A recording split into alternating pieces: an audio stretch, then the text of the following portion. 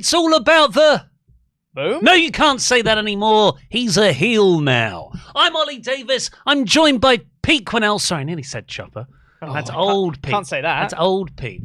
And we are here to review the first AEW Dynamite of 2024, where Adam Cole, that dastardly man, explained his actions of turning on MJF and unveiling his new faction. If you haven't already, please press the thumbs up button, give us a subscribe, leave a comment down below with what you thought of this episode and Adam Cole's motivation, and send in an Omega chat to WrestleTalk.com/support, and we'll read out every single one of them before the end of the episode. Over $5 US. Sorry. You good there, Ollie? Well, as Pete will tell you, a minute ago we just had Turbo Jack in here recording some shout-outs, and it's exhausting watching him do his thing. Yeah, that is a really high-intensity performance. Taxing on the throat. Yes. But yes, this episode of... well, actually, I'll pass over to you first, because you have a few things in wrestling that you love.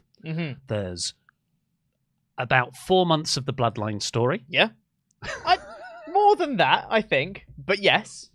The years of 2015 to 2019 NXT. Yeah. And Adam Cole in the Undisputed Era. Yeah. And any entrance music that Adam Cole has. Yes, I would say correct. And you hate everything else. And Swerve Strickland. We'll add that you to like the list. Swerve now? Add that to the list. And then yes, that is what I love. So after The Rock going way over time, 7 minutes is the report. He went over. You got this. What? How did you experience Adam Cole's explanation and whole repackaging? To be honest, I mean, I loved all of it. As someone who, on the best wrestling entrance music TLC episode, go and watch it, had number 1 Undisputed Era and number 2 Adam Cole's AEW theme. Yes, I'm a mark. Shut up. It's my list. This theme's a banger. The new one. The new one's great. I didn't realize it was a remix until too late. Yeah. I had to go back and rewrite my notes. Yeah. Because they came out with Adam Cole's old music, and everyone went, "Oh, Adam Cole," and they did like an excessive amount of pyro. It was really good. And then they did so much pyro, and everyone goes, "Okay, it's Adam Cole," and then the music stops, and then the new one comes in and it has Undisputed, and it comes up against the thing. It's like, oh, that's great. I loved it. You watch all of them come out, and you're like, okay, this is the next chapter. This is the next era, if you will. And then his explanation of everything. I've seen some people criticize this segment because Adam Cole came out, all of the guys in this new faction, the Undisputed Kingdom, as they're called now, came out, and Roddy Strong introduced and said, "Adam!" and gave him the microphone. Just sorry to interject. I wish he set it up like he was going to do that voice, but then would look down the lens and go, "Adam." Just to sort of draw a line under Goofy Roddy. Yeah. And now we're serious now. That is good, yeah. Mine a bit I of like feedback. that, yeah. But he passes the mic to Adam Cole, and Adam Cole outlines the motivations of the Devil and what this whole thing is about.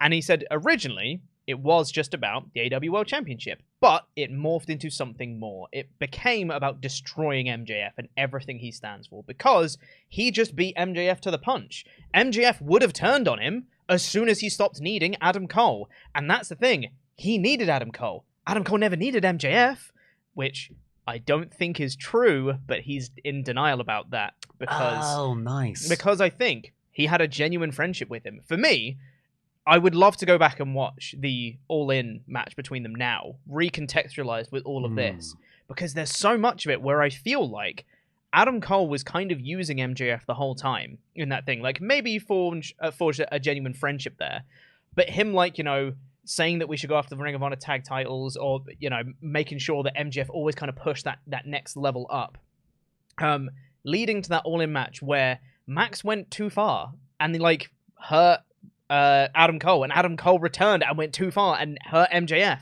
and all of that, like, back and forth. I'd love to watch that match again, because I feel like that's the point where Cole didn't win, and he was like, well, this actually isn't working now, because all of this was so I could win the world title, and now I haven't done that. So then it becomes a case of, I need to destroy MJF. And that's where I think, like, the initial seed was planted of where his machination started. But anyway, He then outlined why he needed to destroy MJF, and everybody here has their grievances with MJF. And I really enjoyed, he's saying, we have a goal. Here's our goals. Roddy Strong is going to go after the international title. They've got the Ring of Honor tag belts. Wardlow's going to work up and get the AEW World title, which at some point, when he wins it, he'll relinquish it and give it to me. He'll do the right thing. He'll do the right thing. I promise you, Cole says. Yeah. He'll do the right thing and forfeit it to me. Which is interesting. Because not only was Wardlow like, yeah, totally. Yeah. But also, Wardlow's already been in that position with MJF, where MJF is like, you do everything for me. You are nothing. You're a vehicle to get me what I want. Wardlow's already been in that position. I don't think he's going to do that again. Yeah. And I think more tension in the future. I think they're being quite upfront with that as well. Because Wardlow, the camera focused on it. He was like, he did that sort of goofy face of, yeah, sure, whatever. And he seemed, I mean, when you look at this faction, he does stand out. He doesn't look like the rest of them. And he doesn't feel like the rest of them because the others are all formed in Ring of Honor. So Wardlow, I think, as opposed to the MJF storyline and Pinnacle and everything like that, where he was the downtrodden henchman who rose up, now we're going to get the rest of them having to deal with actually quite a confident and self-assured Wardlow. I don't know if you saw it, but Roderick Strong seemed to me to be the only guy who clocked Wardlow's "I'm not going to do that, mate" reaction. And I just thought Roderick didn't sell it, but it was definitely a planned spot. Yes. Because this is all very well thought out. Whether you like it or not, you can't deny that. So I feel like, surely Wardlow's only there because Kyle O'Reilly isn't ready to join them yet. I hope so much within my soul. Yeah. I really want Kyle O'Reilly to come back and join this group because I think he'd be so perfect. Him coming out to that theme song with the air guitars, gimme it. I'd love it. You want cool? We're talking cool Kyle. Nope. Right? Nope. You don't want uncool Kyle. I do want uncool Kyle because uncool Kyle is more cool than cool Kyle. Say that 5 times fast. Also, I loved Adam Cole's opening line of this promo, where he just sat there and goes, "Wait, I have sympathy for me." I'm like, sympathy for the devil! It's the song that the thing. It's brilliant. I was ready. I was ready to go. It's story time with Adam Cole, baby. But he didn't. He never said that. No. The song was almost written in a way where nobody can find the right point to go boom. Yeah. So it's a real nice repackaging of someone's whole catchphrase and entrance to stop the crowd being able to cheer them. Yeah, exactly. That's what heels should be. Yeah. And I love that this felt like, post pay-per-view, always say, like, we need the post pay-per-view reset episode kind of thing to be like, here's the next step of whatever it is. This very much felt like that. This felt like, here's a new faction, here's what the faction's going to be doing, here's our goals, off we go. And it, sometimes when you get a new character or a new gimmick or whatever, and you get onto the next episode of Raw or Dynamite or Collision or whatever it may be, and someone comes out and you're like, well, I still have questions about all of this. I don't really know where they're going with this. I don't get it. This was no one's left in the dark about what these guys are or what they're doing. For me, this ticked all the boxes that it needed to. I think it didn't go back. I didn't know what I wanted after World's End because it was unveiled and, I don't think anyone was blown away by it. It was obvious, makes sense, but also why would Cole make Max lose the belt when he could try and win it off of him? And I'm sure there's loads of other plot holes over the months. But I'm quite happy, now that it's happened, it's a new year, to just go, okay, put that over here. I'm going to get excited about what's coming next. And like you said, they make it really clear, here's where we're going. And I appreciate that clarity. Like in an Edgar Wright movie. And they always, in the first few scenes, we're going to drink in these pubs. These are the things that are going to happen. And we'll riff along the way. Yeah. Maybe we'll get sidetracked, but we will always keep coming back to these individual goals. So I know this is all building to Wardlow versus Adam Cole around the World Championship picture. I can get excited for Roddy versus Orange Cassidy. That sounds like fun. Yeah. Can I talk more about what you said with the idea of when Cole decided to turn? So you think Cole always thought this from the moment they first went out to bond? I think that Cole was very hesitant to start with. understandably, because MGF was the one who was like, "Hey, bud, pal," and it was very superficial, all that stuff. They would have those jokes where they would say behind the other one's back, "I'm just doing this till I can turn on him." Absolutely, yeah. And it felt like MGF was like, "Okay, no, let's trust," and that's fine. Maybe Cole started to feel that way, but then when it got to All In and they fought and Cole lost, for me, that is the moment when he went, never mind. My friend didn't let me win, Yeah, or we've got this friendship, but currently it's based on the idea that I can beat him. Exactly, yeah. And when that didn't cut that, I love that. That's so, I hope they go that route. I hope so as well, because I think that would make so much more sense to have Cole's downward spiral come from that, come from not beating MJF, then getting injured and being like, I have to destroy this man. He's taken everything from me. Like, that I think makes sense. But like you said, it's denial. No, it's not me having lost in that moment or me ruining the friendship. It's because it's his fault. Yeah, it's exactly. Max's fault. Yeah. And then, maybe Max comes back. I don't know if this will work for his character because it's kind of a dumb babyface thing to do. Be like, dude, I'll forgive you. You just have to say, I still believe in our friendship. I don't know. I don't know how I feel about that. I need time to process that. Because surface level, I love it.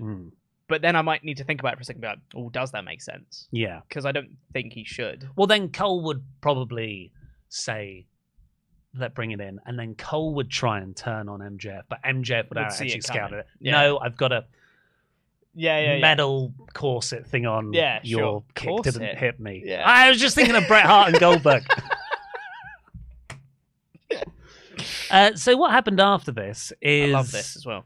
Yeah, Jay White comes out and interrupts him. And he's like, guys, well, I love what you did with MJF. I don't feel so great about being collateral damage because he was attacked, one of the first victims of the devil and his goons.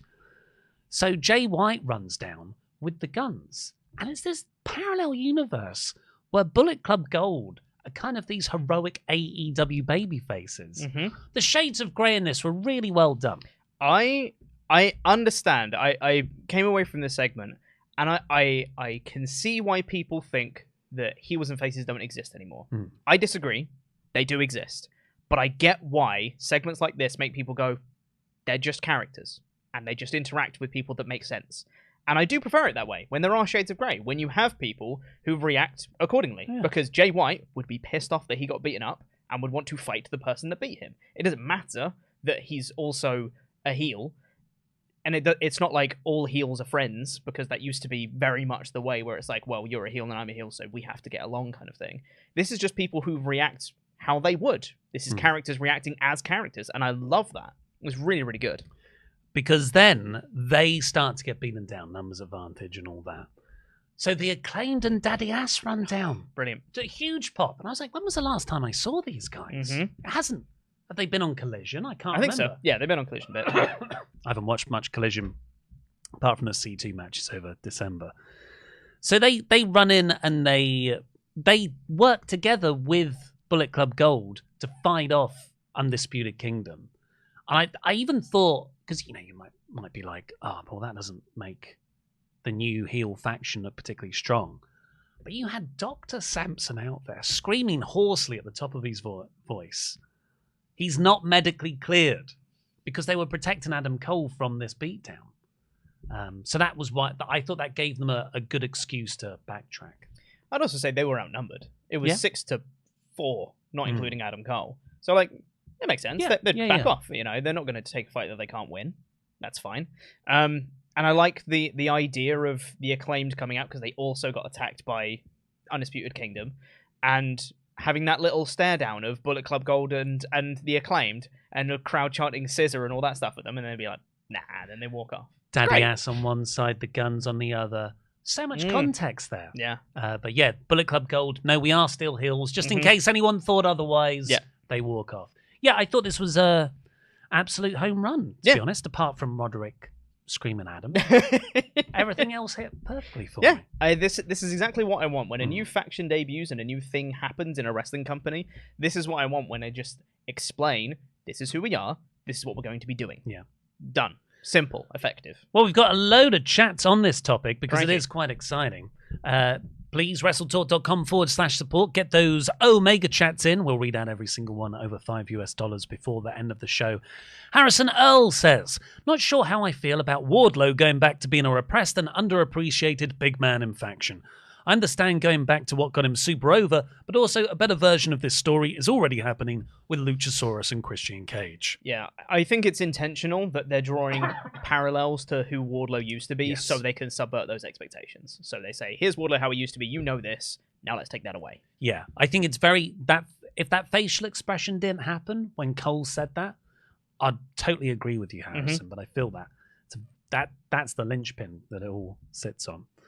I wonder if we'll get a Joe, Page, and Swerve three-way at Revolution. Swerve pins Hangman again. Oh, God. Can lead to a Joe versus Page feud with Joe pissed Hangman lost him his belt and saved the Swerve versus Joe singles match, as you don't want to beat both guys at the moment. I don't know where this is going, but I'm so excited for what's going to happen. Because if they're going to do another Swerve Hangman match, I really feel like Hangman should win it. But also, I don't want Swerve to lose. Yeah. Because Swerve is on such a rise right now, and I don't want anything to potentially curb that momentum. I don't know what they're going to do, but I'm so pumped. If they do a three-way, I'm all in. That'll be so much fun. Hangman is best when he's losing. It just flies against all wrestling logic. Yeah. So, I mean, I'm not saying this is the best way. This is just the way that came into my head this morning. You do Swerve versus Hangman, number one contenders match. Swerve beats Hangman.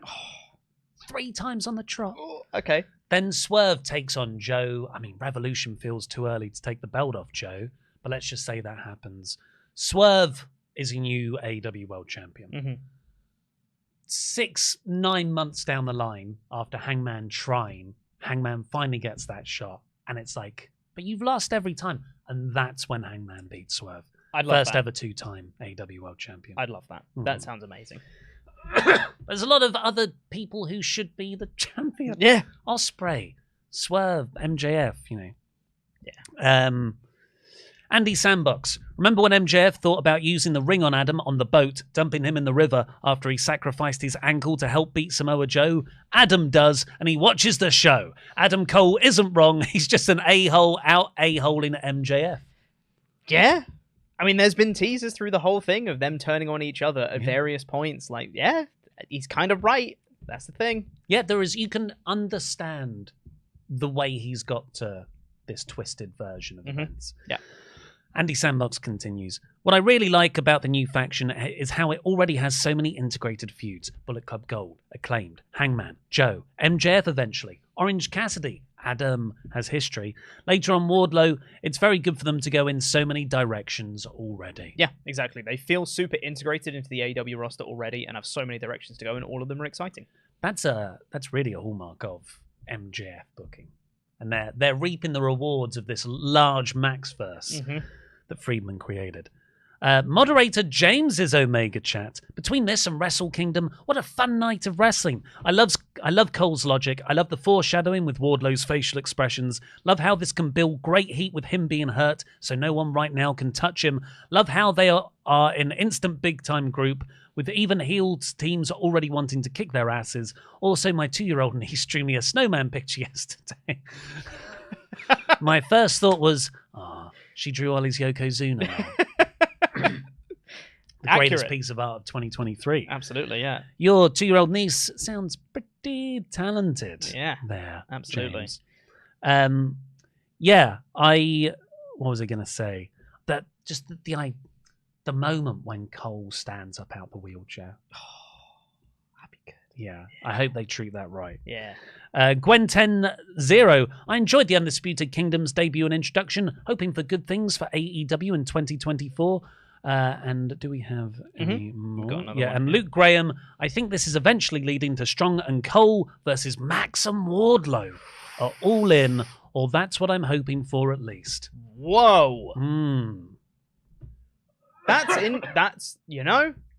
it's interesting. I don't know how you get to Max and Wardlow again, honestly. I don't know how that works, because there needs to be a lot of repairing that needs doing there. Because not only did Wardlow beat MJF way back when MJF did the whole, Fire Me You Mark and all that stuff promo. But then Wardlow's now cost MJF the world title. So that is like two things that they need to repair in their relationship if that's going to happen. Maybe. I don't hate it though. Sounds fun. If they can get there. I mean, you can see how it can be done. Wardlow is like, eventually betrayed by Undisputed Kingdom.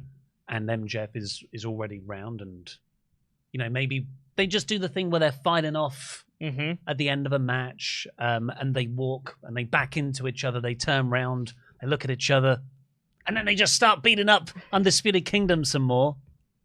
Yeah, I can see how. I can see it happening. I just want them to yeah. paper over. Yeah, I don't want them to paper over some of the potential character elements you could have there. I think there's a lot there. Well, keep getting in your Omega chats to WrestleTalk.com/support. We'll read out everyone over $5 before the end of the show. And let's get in with the play-by-play review of Dynamite, which opened cold on Samoa Joe. It was a promo taped after his World Championship win on the Saturday at World's End. It was a good promo, intense. Joe's great. He looks awesome with the belt. I'm so happy he has a World Championship in somewhere that isn't TNA. I guess NXT as well.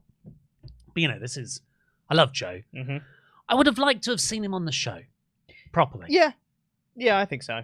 It definitely felt like there was a certain presence missing. Like after that promo, it cuts to the arena and the commentators are like, it's Samoa Joe's era. It's like, well, it would have been nice to have that on the show to really, stamp that.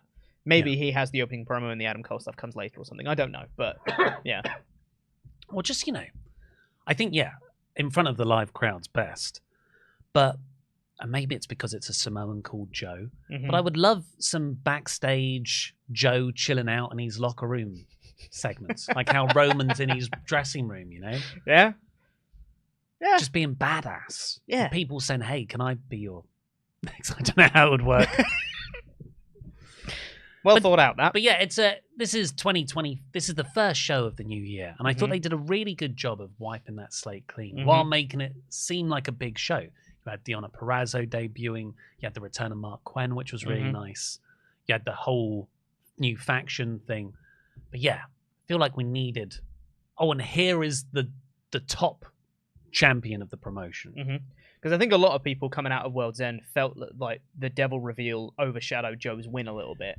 And you can kind of say the same thing for this Dynamite as well, is that they kind of overshadowed Joe's first promo kind of thing. Even though it was the start of the show, it still felt like this is still the emphasis. Cole's new faction, all that stuff is still the emphasis of the show. But... Yeah. I feel like I've seen that Joe promo when he was holding the ROH TV title. Yeah.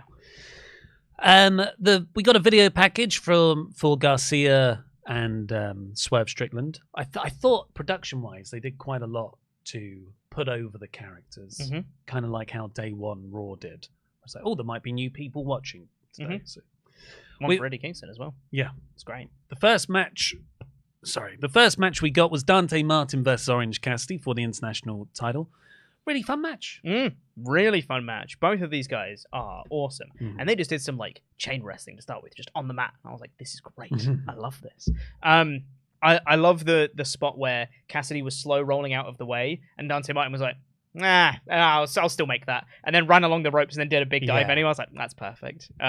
It's just a really fun match. Both these guys are great wrestlers and they showed it. It was awesome. Yeah, they worked Cassidy's joke low effort offense in quite well. Like even Dante Martin was hands in pockets some of the time. Cassidy did a really slow run around the ring to a drop kick. All good stuff. And Cassidy won with an orange punch. The sort of bigger part was what happened afterwards. You had Action Andretti and Darius Martin checking on Dante. And then you had the best friends helping Orange. When Private Party's entrance music hit, and Mark Quinn made his return with Isaiah Cassidy. He's been out for 13 months with an injury. Crikey. I forgot about their entrance with the little VIP area. They opened the little, the rope bit, thing. the VIP rope. And they cut a promo, just like a really fun promo. And it felt like old AEW. It really did. I think especially because this is an OG AEW team. And one of the first times that they really had a shock result in AEW was Private Party beating the Young Bucks. So to have them come back and be like, Private Party's back, everybody. tag wrestling. Isn't that going to be fun? Because then you had Top Flight in there, you had Best Friends and all that stuff that were already there to round out the division kind of thing. Just really fun. It was really great to see Mark Quinn back. Yeah. Really liked it. If it was me, now I know you had the Private Party return happen here. If it was me and I was going to solidify Undisputed Kingdom as the next thing that was going to be happening in AEW, I would have had Roderick Strong come out here and do a sneak attack on Orange Cassidy. Yes. They said it in the promo, hey, I'm going to go after the international title. Just have Roddy Strong come out and hit a move. Just one. He comes in, hits it, and gets out on Orange Cassidy. Just to be like, keep that plate spinning. Just be like, yeah, I'm coming after you. And then he goes. And that's it. I wouldn't want to do that if you're also doing the Private Party return, because then that's too many things. So I get why they prioritize this. But I don't know if you could have the Private Party somewhere else on the show and have it. I don't know. But if it was me, I would have had Undisputed Kingdom all over the show. Just to be like, this is the big thing now. I would agree. Yeah, you can do the Private Party return next week. The focus should have been on everything UK. It's a shame they don't have a... Undisputed Kingdom is a very long syllabled faction name. And the only other way to shorten it is UK. 6 syllables. 6 syllables. It's a lot. Is UK, and that sounds like a thing already. Yeah. I don't know what. And they can't even do that anymore. What would they do? Because that's... What's K? Do you just do that? Is that a K? K does that work? In sign language is that, I think. Well, I can't do that either. So that doesn't work. So there's the U. You can make a K. See, like that. You see what I'm doing? Yeah. So like that. Is that a K? Yeah. Or like that maybe. You know. Oh yeah, that's good too. There you go. This is 2 devil horns. There you go, Adam. We figured it out for you. Looks pretty cool. Got you, mate. From there you where go. I can see. UK. What about a shorter version of the name? Unking? Unking. Unking. Undum. I hate all of this, to be honest. Distum. Kingdom. Just Kingdom. Private Party also put the whole tag division on notice, even the Hardys, which was a nice line. And the crowd went, ooh. Yeah. Isaiah Cassidy has been teaming with them for the last year. Toni Storm's interview backstage, she said she won't watch Mariah May's debut match. She doesn't watch wrestling. That's very funny. I think she's great. House of Black vignette. Yeah. This was intense. So FTR had challenged them for a match on this Saturday's Collision. House of Black said, sure, it's in your sort of home state. Your wife and child are going to be there. Lots of shots of Dax with his daughter in AEW. And House of Black said, if they win, FTR, you should disown your own family and join them. Yep. Say goodbye to your current family and join your new family. Yeah. So hopefully that's just a bit of psychological reasoning, and it's not going to be some weird house rules stipulation. Where if House of Black win, they literally leave their families to join House of Black. I mean, it's a lot. It feels like this was a feud escalation that felt a bit too much. A little bit. I also say it might signal who's going to win. Just as a thought. Well, hopefully, like I said, hopefully it isn't actually it's just a way to get in their heads, and then maybe it sets up an actual family stipulation later down the line. Maybe. But I don't think there's any part of me that wants to see FTR join the House of Black. No. But maybe they do like Dax's daughter joins the House of Black. We just take your daughter from you, and she joins House of Black. Like Raven and was it the Sandman's daughter joined Raven back in the day? Swerve was interviewed by Renee, and he talked about the Daniel Garcia match. And this is when he said, "This year I'm coming for Championship Gold, which is on you, Samoa Joe." He thought it was going to be MGF, but I guess his body just gave out. So now it's Samoa Joe. And anytime he talks, I'm like, well, he's the guy. Every time. They already set up Joe and Swerve last year in one of the backstage bits with Max. Mariah May then took on... I've forgotten how to pronounce the name. Is it Aminata? I think so, Queen Aminata. Yeah. Where, Mariah May debuted in Wrestled in Stardom. I've heard. Were you aware of this? Once or twice, yeah. They mention it all the time. Well, they got to get over their working relationship with Stardom, you know? Yeah. That working relationship that doesn't exist yet. But they'll do it. Just keep mentioning Stardom and it will happen. So I thought Mariah May is good. She hit a very good drop kick at one point. Great drop kick. But it didn't really stand out to me anything in this match. The bit that stood out to me most was Queen Aminata's comeback. Mm-hmm. The crowd got really into it.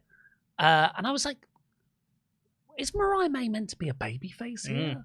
Because the whole storyline so far, it feels like she's just a happy fan. Mm-hmm. Toni Storm is a comedy heel, but Mariah, to me, has been this too innocent babyface. I guess so. I think from last week's show, when she was like, I'm going to debut next week, I'm like, okay, it's a heel. Like, that to me cleared up any sort of confusion. It's like, she's definitively a heel. So I didn't have those questions in this match. And for me, I still thought that, like, Mariah was in control for most of the match. Aminata got that comeback flurry, but then Mariah Way just shut her down and won. Yeah. And I think it was close to being spot on. It was just that there was a bit too much in the Aminata camp, I think. And maybe just a little bit more needed for Mariah. Because there wasn't that much like standout offense of hers or anything like that. It was the very nice dropkick and her finish, the Mayday, and to get that over. But aside from that, it felt like it was kind of like a bit back and forth than a normal match, where maybe a bit more focus should have been put on Mariah May. That's what I think. That's what I'm trying to say, I think. Rather than that Aminata got too much of a comeback. Because that, it's a standard match. A 5-minute match. Mariah was never in trouble. I agree there. But what happened afterwards was Mariah May definitively said she's a heel, where, it's just a shame I won my debut match in New Jersey. Boo! So then Deonna Purrazzo makes her debut to a really good reaction, actually. I was happy for her. So it's like, okay, you've got Deonna Purrazzo just debuted. You've got Mariah May's in-ring debut match. That's enough to focus on. Don't also split the focus by... I know it sounds silly because I'm really talking about 40 seconds of Aminata comeback. But just don't even have that. Have Mariah May hit that great drop kick, win in 2 minutes, no, not even a commercial break. And you're like, oh, wow, Mariah May won that really easily. That's the standout part of her. And then you've also got Deonna Purrazzo. Whereas I thought this only built Purrazzo. I still feel like it was a good showcase for Mariah May regardless. I still feel like people know her more than they did before this week, and she's a more recognizable name than she was before this week. And I really like the Purrazzo debut. I think maybe if they'd have just done that 2-minute match, I think people would have been like, oh, another 2-minute women's match. Give them more time, kind of thing. And maybe you could give them more time, but it's all Mariah May, have her just be in control the whole time. Whether that would get too old too quick, I don't know. But I don't know if like a quick squash would necessarily be the answer to this. But regardless, really like the Purrazzo debut. I enjoyed the match. And I like what it potentially set up going forwards. Because Purrazzo then called out Toni Storm, which I think is a good thing. And I don't think they should do that match anytime soon. I think that should be a goal of, here's where I'm going. Not there yet, but here's where I'm going to go at some point. Because then Mariah May was like, go tell Toni Storm yourself, I'm not the messenger. Slapped her around the face. She said bitch. And then slapped her around the face. Which is nice. And then Purrazzo came back and stood tall. I like that Purrazzo's here. I think she's a great get for AEW. And I'm excited to see what she does. I think having her eventually go for Toni Storm is a very good idea. But I'm hesitant for her to go against Toni Storm now. Because I don't think Toni Storm should drop the belt yet. And I don't think Purrazzo should lose either. So don't do it yet. Yeah. Hold off. Yeah, that's the reservation, isn't it? Because there's been plenty of people that's happened to when they come in. Like, just off the top of my head from earlier, Ty Valkyrie. Athena as well. Athena, yeah, you're right, yeah. There's been a lot of instances where AEW have not booked their women Ruby Soho well. As well. Yeah. When she came in, yeah. So I'm really happy for Purrazzo. She's such a good wrestler. I just hope they can follow up with it. And yes, I unfortunately now realise I was advocating for less women's wrestling time. Maybe do 2 matches then. At least. After that, we got the Patriarchy. Can we say thank you to the Patriarchy again? Love them. I love the Patriarchy. I hate that this is giving you an excuse to do this. Take this out of context. I love the My name's Ollie Davis, and I love the Patriarchy, which is a wrestling faction. Although it has the whole sort of infrastructure has benefited me quite well. God. The Christian came down with Martha Wayne and Nick Wayne and Luchasaurus. Martha Wayne? Well,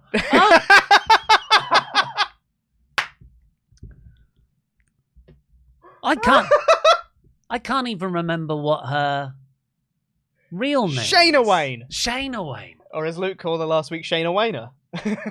For a moment there, I could only think Martha. Just like from Batman v Superman, the only thing you can think of is Martha. I mean, they do have the same mum's name.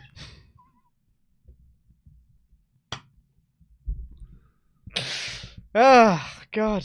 So the Christian's promo was, I thank you, Shayna, Mother Wayne, the beautiful apple of my eye, Nick Wayne. Yeah. I love how much he puts over Nick. And then he goes up to Luchasaurus, Killswitch, looks him right in the corner of the eye, and says, "Thank you to the man who sealed the deal, who helped put the final nail in the Copeland coffin." And he turns towards the camera and says, "Me." I saw it coming from a mile off. So it didn't make it any less brilliant. And then it was so well done, because then the whole crowd chant Luchasaurus, which isn't this guy's name right now. They're working it so well, this whole story. So well. I also loved Christian saying that he's held the title for 200 days, which is very funny, because not only did he lose it at World's End, so that title reign has finished, but also he wasn't the champion when Collision started. It was Luchasaurus, and then he won it later. So he's just included everything. Yeah. It's brilliant. And I love that it's not just him saying it. It's Shivani going like, that's not, and then Christian like cuts him off. But no. And takes control of the promo again. It's great. This was a really good promo. I would have liked for it to set up the next thing or give us a hint of what's coming next, but it was a fun promo anyway. I didn't mind. I thought it did its job right, because you had the Luchasaurus stuff was the big long-term build. The next thing is Copeland again. He also said that he's going to be champion forever, and one day he'll pass this legacy on to his son, Nick Wayne. Yeah, I love the idea of this belt being Christian's legacy. It's great. Now that Toni Storm's gone from the Outcasts, Harley Cameron has weirdly replaced her. Did you see last week's segment with Harley Cameron? I didn't see last week's show, apart from the C2 matches. Oh, is this the one with the knife? I've heard about the knife. Me and Luke had a good laugh about it, because we didn't know what the hell was going on. And I'll be honest, I still don't know what's going on. Yeah, so Soraya's obviously planning something. Yeah. But do you have any idea what it is? Is Ruby Soho being duped? Because Harley helped Ruby win on Collision, right? That's what they were saying as part of this. And Saraya was like, look, I said she was going to help. I didn't say she was going to be sane. And it's like, okay, so Harley Cameron is nuts, and she's helping the Outcasts. Is that it? Is that the whole thing? That they just have a new person and there's a bit like, ooh, kooky fun between them? Because I don't find it very funny if that is what they're doing. But I think that might be it. I don't know. We'll see where it goes.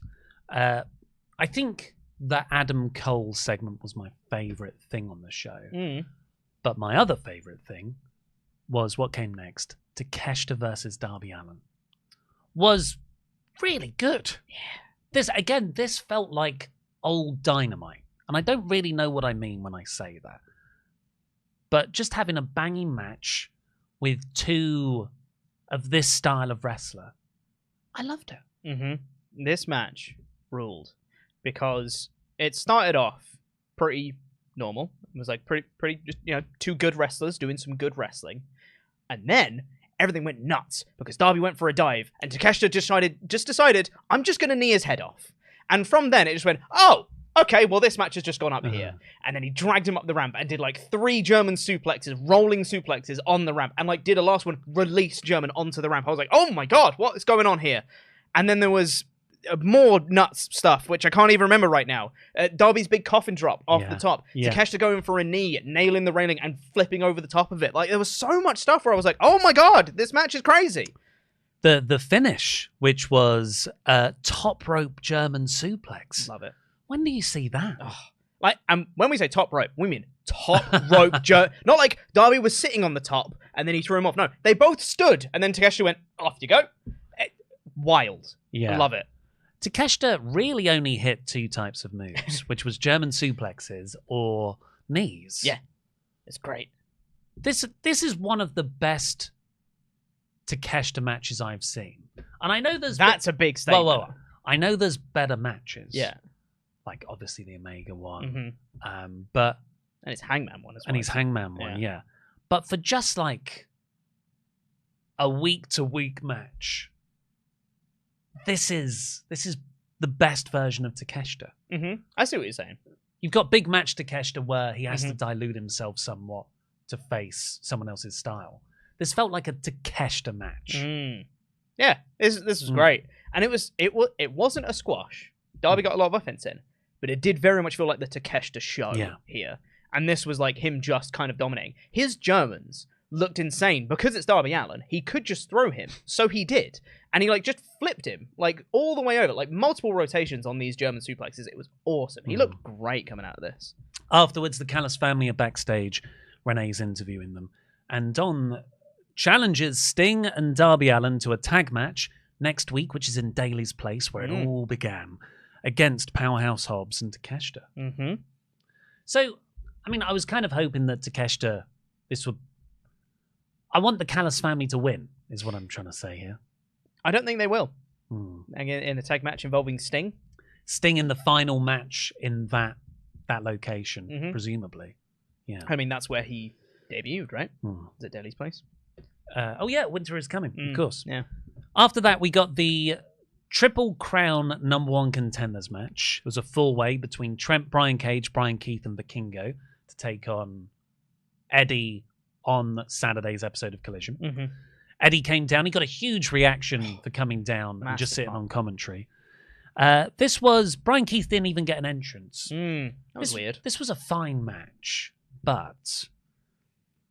And I guess it's the realization of what the Triple Crown Championship is setting in. Continental Crown? What is it? I don't know. I thought I was right. I thought it's a Triple Crown. Is it the Triple Crown? Is it the... Because it's the Continental Classic. What's the... I need to look this up now. So, I feel like it's the Continental Crown. Because the Triple Crown... Is it really? Because I think this Continental Crown, because I think the Triple Crown is what's actually in like All Japan right now. Oh. So I think it's the Continental... Chat will tell me. Well, while Beat's looking at that, the C2 to decide this champion had a lot of star power in. Danielson, Moxley, Swerve, Jay White. But this, and all, like, I actually love all the people in this match. They have been presented as not even mid-carders. They're undercarders.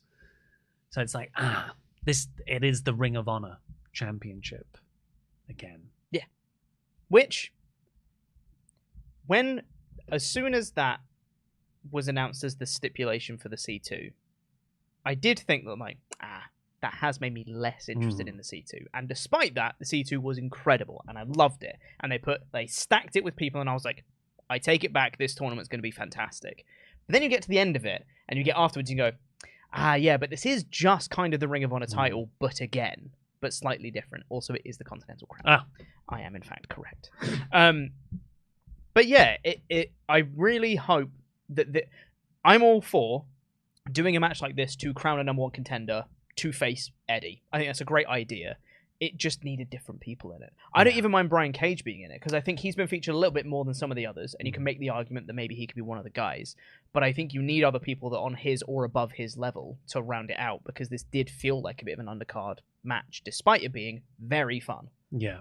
And I get it's only for a match on Saturday. Yeah. But it's also the first title defense. So you need to... I would have done a lot more. Yeah. Made this elevated. Danhausen was in the front row of the crowd. He didn't distract Trent, despite Trent eliminating him in the buy-in Battle Royal on Saturday. Instead, he cursed Brian Cage. Everyone takes out Cage. And Trent beat Brian Keith to win. It was very good. Very fun match. Backstage, Renee is interviewing Daddy Magic. Doesn't even get a word in because Hangman Page storms in. I believe this is the first time we've seen him since he was taken out by the beer bottle by the devil and his goons. And he is super pissed off. He's grown out his beard. He looks wild-eyed. He looks so cool. Yeah. Because he's got, like, beard growth, but more tash growth. And it's, like, slightly more than the beard and looks awesome. He Love looks Hangman. unhinged. Yeah. And he was just screaming that there's no MJF here. I don't know where the devil is. So who can I beat up? Find me someone to beat up. Give me a reason. Yeah. Yeah, so good. And who should be in the main event? But Swerve Strickland, Hangman's forever foe. He took on Daniel Garcia. I really like this as the main event because it's these two people that rose in the C2. For very different reasons as well. Having the first main event of the year. Like me and Pete were watching Wrestle Kingdom before we came down here, particularly the Ospreay match. And we were both like, AEW is setting itself up for this like amazing new main event scene this year. I know Hangman's been there before, but he still feels weirdly fresh. But Hangman, Ospreay coming in, Swerve. I was going to say MJF again. I know those are sort of veterans, but they're all young guys. Yeah. And that's such an exciting scene. I'm so excited for AEW this year because I think, 2022 got rough for them and 2023 was somehow worse. But I think they now have enough foundation to have a great 2024. And I think even with all their problems, they've maintained a great in-ring product. And now having even more great talent and nurturing more talent now is going to make 2024 mega exciting for AEW. I'm super excited about it. This was a great match. I really enjoyed it. Garcia, while Swerve's obviously the better wrestler. I'm not saying... I'm saying it kayfabe. In kayfabe, yes. Kayfabe. He's the biggest star right now, yes. And he's had more impressive wins, better C2 performance. Yeah. Garcia had, from a story perspective, Garcia had the edge where if Garcia gets him on the mat, he's a better mat wrestler than Strickland. So it's a battle of tactics, which I really enjoyed. But funnily enough, the biggest spot was Garcia not doing that and having a Rock Hogan WrestleMania X8 dance-off spot with Nana.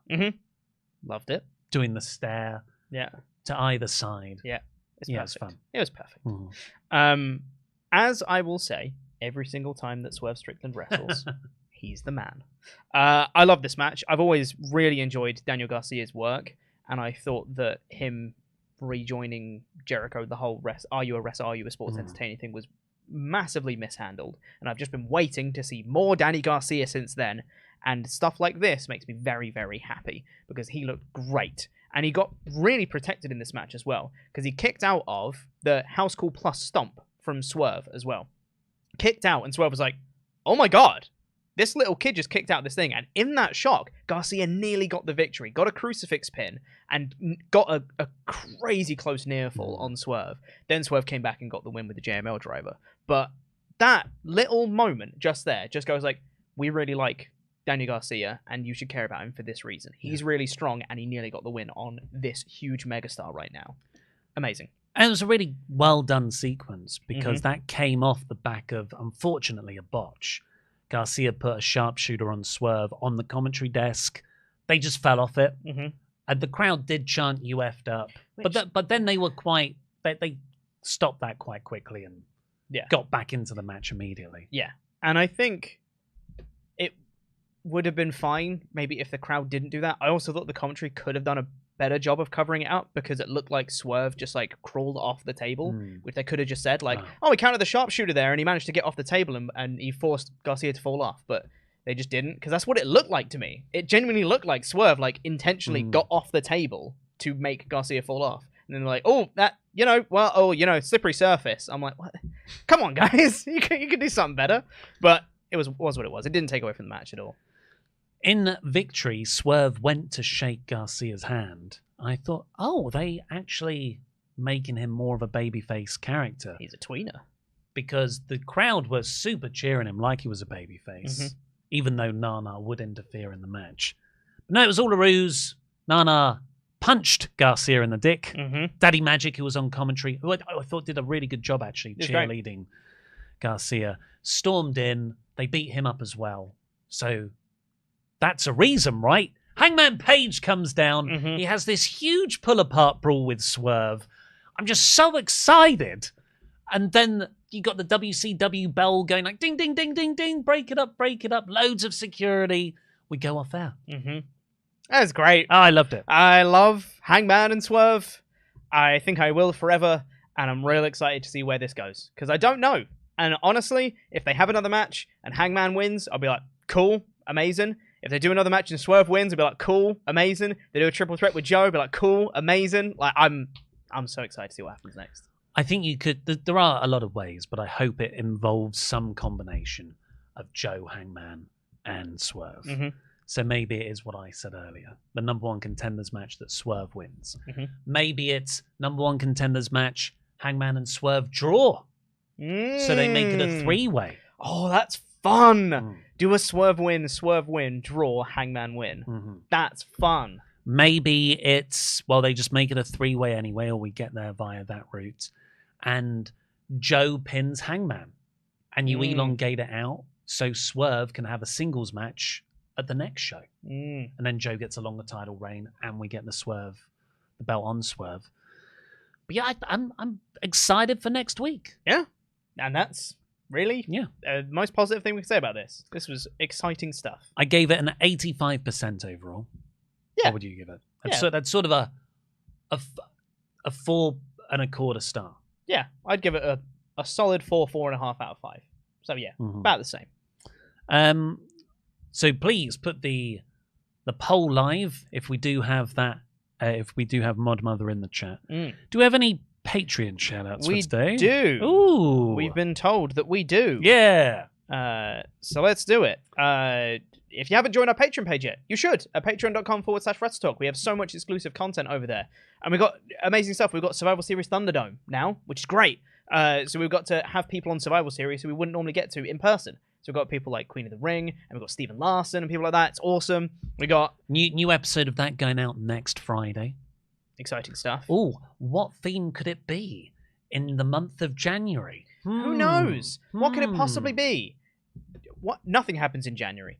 And we also have, if you pledge at the $25 or above tier, you get your own custom wrestling nickname, and it gets read out on a show, much like this one. So thank you to Hannah A, Baby, Big Jiggy Josh Martin, Double L Liam Leonard, The Matman Matthew Allen, Abominable Michael Abbott, Ryan Disco Stewart, Thomas the Prize Hooker Solazano, Where there's a will Campbell, The Machine Gun Alex Anderson, The Roller Coaster Robert Acosta, The Black Plague Butch Rosser, and The Cleaner Kenny Shah. Woo! Thank you so much, all of our wonderful Pledgehammers. Patreon.com/WrestleTalk Yeah, if you'd thank like you to so join. much. Right, the rest of your chats, last call for those. WrestleTalk.com/support. Where are we? Bum. Big MGM says, Cole, despite having Joe win the belt, wants Wardlow to win it in order to give it to him. Instead, helping Wardlow win the belt and not putting the title on a rare person who's beaten Wardlow. And to top it all off, Wardlow's not on board. Great plan.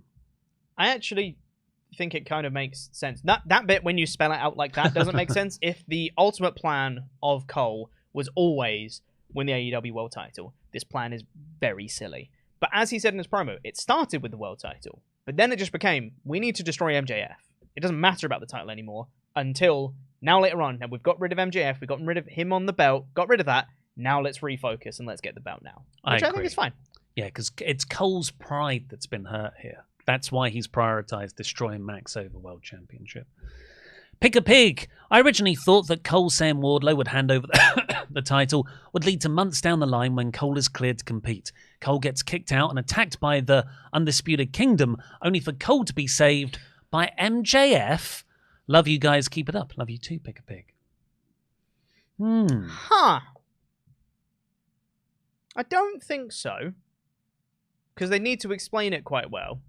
There was a bit in the Ciampa Gargano feud where they just suddenly kept on becoming friends, and it lost me. Yeah, and that feels a bit like that there. Hannah Allen. Hello, lovelies. Dynamite humped Samoa. This style of these post-match interviews has really won me over. That and Joe's just rad. Really excited for this run. Undisputed faction, fudge yeah. Cole is such a great heel, and I gobbled up all that logic. I did too. Gobble. There's so much to look forward to as well. All the women's stuff won me over tonight. The Perazzo debut had me excited, and even though I missed something with the Outcast stuff, I still enjoyed it. 2024 maybe? Shrug. Swerve is GOAT. Lots of love. Lots of love to you too, Hannah. Matt says, the show was awesome. It felt like one of the old AEW episodes from the golden era of Dynamite from 2019 to early 2022. It wasn't in 2019, the golden era. It was like January 2020 is when it really stepped up, I think. To early 2022 before Ring of Honor was bought. It had a great balance of in-ring wrestling and storylines, plus no ROH matches on the show or the Chris Jericho mid-card vortex of evil. I like that you have Undisputed Kingdom feuding with heels and faces. They wrong like Bullet Club Gold, Acclaimed and Adam Page. But with MJF and Cole injured, I'm concerned how long the story can be kept interesting, to be honest. I think it can be interesting because you've got so many other people involved now. Because you have the Kingdom and Roddy and Wardlow, they can cover for Adam Cole being injured. So I think it still makes sense. It's a tough task, though. I don't envy them. It's tough to be excited about Deonna in AEW. She is great and adds to a stacked women's division if Tony gives the division more TV time. But we've been here before. A big signing goes to AEW like Athena, Ruby Soho, or Taya Valkyrie. Feuds with the champs, loses, and they get forgotten about or demoted to Ring of Honor. Valid. Yeah. Charlie Mills. I love that this Dynamite was like AEW's New Year's Dash following the World's End PLE, setting up the year to come. I can't wait to see what happens. I can't wait to see FTR of Black. FTR of Black. McTome. I was at the Dynamite show. I wanted to give a special shout out to the young kid holding our I Heart Hot Mum sign. Nice. So funny. He wanted Britt Baker, but was happy to see Nick Wayne's mum. Nice. Britt Baker's not a mum, is she? Don't think so. Oh. Jimmy G, Memberg for 27 months. Happy New Year's, lads. I'm interested in seeing where the new year takes AEW, being on Hangman versus Joe versus Swerve, 4 out of 5 show. I think he means betting on Hangman versus Joe versus Swerve. Or Bring On. Yeah, or Bring On, yeah.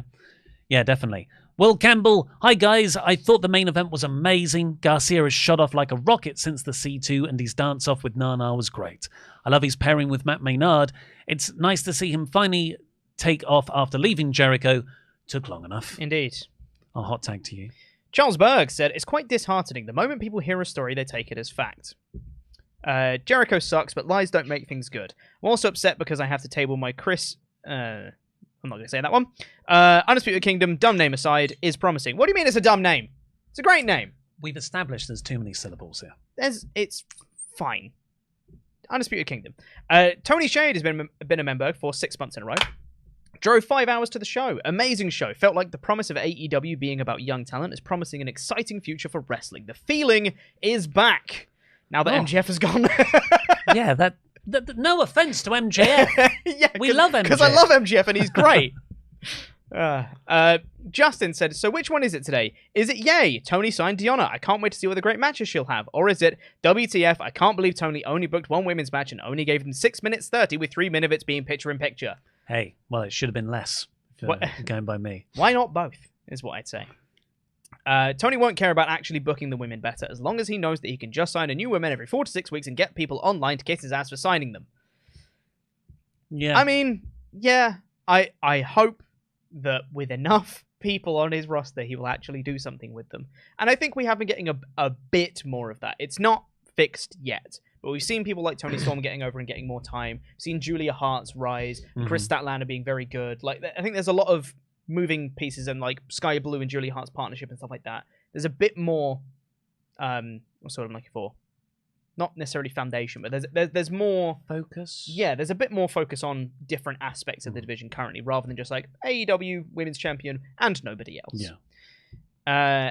F Scorpion said, unrelated, but I absolutely need an Ospreay versus Danielson match. I want an Ospreay Mox singles match. Well, yeah, that too. That would be Come on, neato. Revolution. Yeah. Nick J. Smith. Yep. Hangman wouldn't be the first two-timer. Mox and Punk both did that. Yeah. Oh, I forgot about the Summer of Ridiculousness. Yeah. Three-way at Revolution, but Swerve and Hangman cost each other the belt. Also, Wardlow is using the Undisputed Kingdom to get him the world title before he turns face against them. I love that finish. I enjoy that. Yeah, like maybe... How would you do it? Swerve and Hangman are both just like, no, you can't. I'm not going to let you win. And that's what lets Samoa Joe pin one of them. Yeah, like Samoa Joe is like on the outside or something, and they're just so distracted with brawling by themselves that they don't realize that Joe's got a chair or something, and he comes in and batters them or whatever. I think that's really fun. Deej II said, I think Wardlow has subtly been on Max's side the whole time. All of his vignettes, he talked about MGF's world is going to end, since he still needed retribution for their past. But all those promos ended with him promising to take down the devil. Yeah, so I don't think that means he's on MJF's side. I think it means, in that moment, he's taking down Max, but it works as a longer poetic thing where he's going to also take out Cole. Because it was Wardlow who delivered that powerbomb to Max at the end of World's End. Yeah. Kid Cudi said, the Undisputed Kingdom looked like dorks scurrying away again, not to mention their plan makes no sense unless you play mental gymnastics. No, Self, just focus on the wrestling. Oh, right, okay. Just focus on the wrestling. The wrestling was good, but why bring Mark Quinn out after an International Championship match, which was a match between a single star and a guy in a trios team, just to talk about the tag titles which are on Collision? No, Self, just focus on the wrestling. But Eddie's belt just became less important. No, Self, just focus on the... Very good. I don't think they look like dorks scurrying away again. I get the Mark Quinn thing. Like I said, I probably would have had Roddy Strong in that position, but fine. And also, the Eddie belt thing. It's a shame. Would have preferred that to be a little bit more important. Blake Whitehouse said... Oh, sorry, you've got a bit more. Maybe it got cut off. Just to continue Kid Cudi's chat. But why debut Perazzo going for the belt already when she didn't earn it, and we know she won't win? Don't think Tony Khan will book her right either. No, me, just focus on the wrestling. But Mama Wayne didn't try to protect Nick from Adam at first. Didn't she? I mean... She tried to stop Copeland, but Copeland just and didn't listen and celebrated. I thought that was the reason why she wanted to join Chrissy Cage. That's part of the reason anyway. Blake Whitehouse said, so I'm going to go out on a limb and say Ollie's 2024 prediction about Cedric Alexander going to AEW probably won't come true, on account that he's been married to Big Swole since 2018. TNA X Division champion in 2024 probably, but All Elite? Nah. Yeah, I can see that. I kind of forgot about the Big Swole relationship when I made that. And of course, Big Swole left AEW. And it doesn't... I mean, at least a couple of years ago, the relationship didn't seem super positive. But I don't think that necessarily rules people out going to places. Maybe they can be convinced that things have changed. Joseph Gleason said, hi guys, no notes about Dynamite, but when you say, if you're watching on demand, you should say on demand in the style of Big Boss Man saying, who the man? Ah, nice. If you're watching on demand! Very good. Again, no notes on Dynamite. Happy New Year. Looking forward to an exciting 2024. Thank you so much. Charlie Mills is a new member. And we have some miscellaneous / last minute Omega chats here. Farkuha Force, sorry about that, says, is the Continental Crown being defended as a single championship? And if so, what's the point in promoting the Modern America Triple Crown for the past 2 months? I know it was always, it's 3 belts as one, right? That's the point of the Triple Crown, is it's 3 promotions, right? So it's Ring of Honor, New Japan Strong, and now AEW. Yeah, so you will always be defending all 3, technically. Yes. So it is essentially one belt, but it's for 3 promotions at once. I think Deonna is a safe signing for her in AEW. She's on a par with the best of the roster, and she's friends with Britt, so unlikely to rock the boat. Mercedes is riskier, though, because she's better than everyone else and has already walked out of one company due to bad booking. I think she's definitely a bigger star than everybody else. I don't know if that's necessarily true that she's a better wrestler. She's a great wrestler. I don't know if she is necessarily better than a lot of the best in AEW. I think they've got some fantastic women's wrestlers on that roster. So, I don't know what this next bit says, but I'm getting sleazy asterisks vibes from the Outcast story. I can't see that yet. But I, to be honest, I don't know what it is. I have no idea what the Outcast story is, so I can't tell you. I don't know. Bizarro Big Al said, solid show to start off the year. Think only a month till Osprey comes in. I disagree, Ollie. Cage, Keith, and Vikingo been putting in the work the past couple months, and I haven't seen a bad match. You can't complain about building people if they don't get time. Well, I'm not... I think there's that they have been doing great work. They always lose. That's what I'm saying. So sure, give them time to build them up, but occasionally they do have to win. You can't present a number one contenders match with a bunch of people who have lost all the time.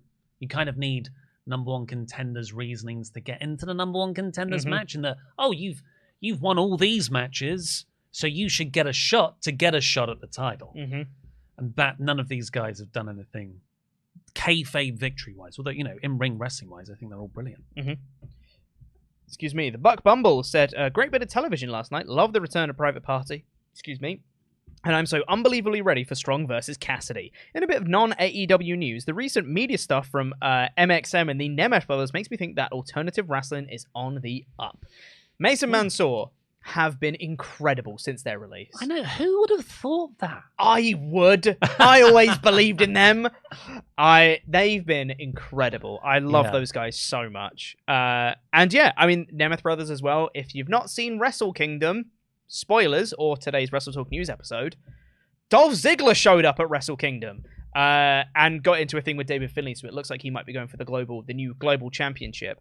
So that is very exciting. And I think that, there's a lot of really exciting wrestling taking place, not in any big promotion right now. Granted, New Japan is a big promotion, but to Western audiences, I think there's so much exciting wrestling happening across the world right now.